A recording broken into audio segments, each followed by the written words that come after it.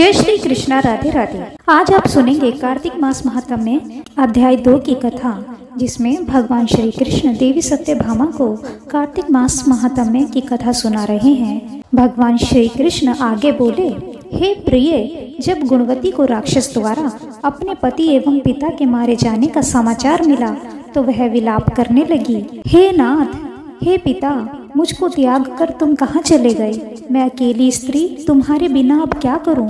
अब मेरे भोजन, वस्त्र आदि की व्यवस्था कौन करेगा?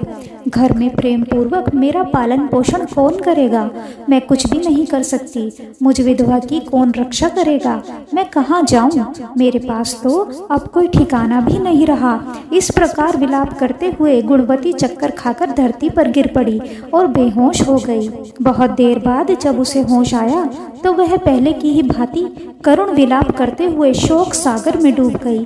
कुछ समय के पश्चात जब वह संभली तो उसे ध्यान आया कि पिता और पति की मृत्यु के बाद मुझे उनकी क्रिया करनी चाहिए जिससे उनकी गति हो सके।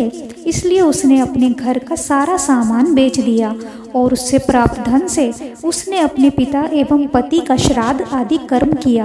तत्पश्चात वह उसी नगर में रहते हुए 8 पहर भगवान विष्णु की भक्ति करने लगी। उसने मृत्यु पर्यंत तक नियम पूर्वक सभी एकादशियों का व्रत और कार्तिक महीने में उपवास एवं व्रत किए। हे प्रिय, एकादशी और कार्तिक व्रत मुझे बहुत ही प्रिय है। इनसे मुक्ति, भुक्ति, पुत्र तथा संपत्ति प्राप्त होती है।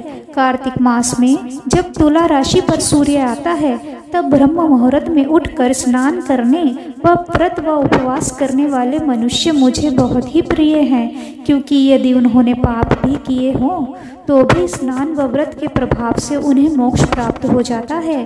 कार्तिक में स्नान, जागरण, दीपदान तथा तुलसी के पौधे की रक्षा करने वाले मनुष्य साक्षात भगवान विष्णु के समान हैं। कार्तिक मास में मंदिर में झाड़ू लगाने वाले, स्वास्तिक बनाने वाले तथा भगवान विष्णु की पूजा करने वाले मनुष्य जन्म मरण के चक्कर से छुटकारा पा जाते हैं। यह सुनकर गुणवती भी प्रतिवर्ष श्रद्धा पूर्वक कार्तिक का व्रत और भगवान विष्णु की पूजा करने लगी।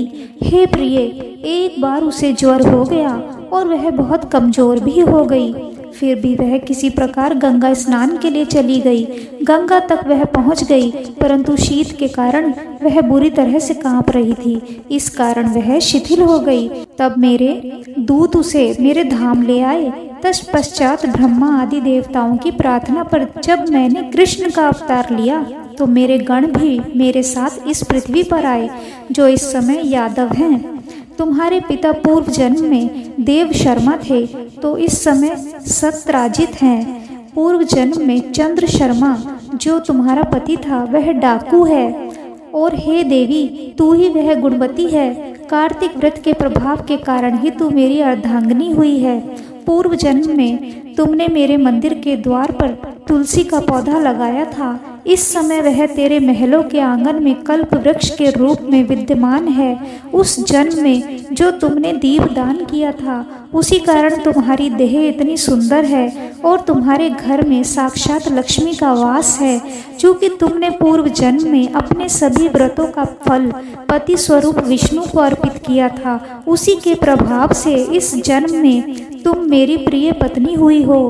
पूर्व जन्म में तुमने नियम पूर्वक जो कार्तिक मास का व्रत किया था उसी के कारण मेरा और तुम्हारा कभी वियोग नहीं होगा।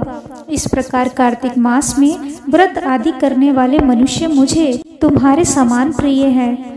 दूसरे जप, तप, यज्ञ, दान आदि करने से प्राप्त फल कार्तिक मास में किए गए व्रत के फल से बहुत थोड़ा होता है, अर्थात कार्तिक मास के व्रतों का 16वां भाग भी नहीं होता है। इस प्रकार सत्यभामा भगवान श्री कृष्ण के मुख से अपने पूर्व जन्म के पुण्य का प्रभाव सुनकर बहुत प्रसन्न हुई। तो यहाँ कार्तिक मास महात्म्य के अध्याय 2 की कथा समाप्त हुई। बोलिए जय हो श्री कृष्ण भगवान की जय। जय हो राधे कृष्णा। कल आप सुनेंगे कार्तिक मास महात्म्य अध्याय 3 की कथा।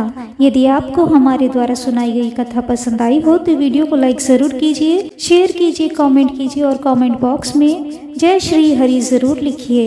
यदि आप हमारे चैनल पर पहली बार आए हैं और अभी तक आपने हमारे चैनल को सब्सक्राइब नहीं किया है तो कृपया आज ही चैनल को सब्सक्राइब कर लीजिए, साथ ही बेल आइकन को भी प्रेस कर दीजिए, जिससे हमारी आने वाली सभी नई वीडियोस की जानकारी आपको सबसे पहले मिले। राधे राधे।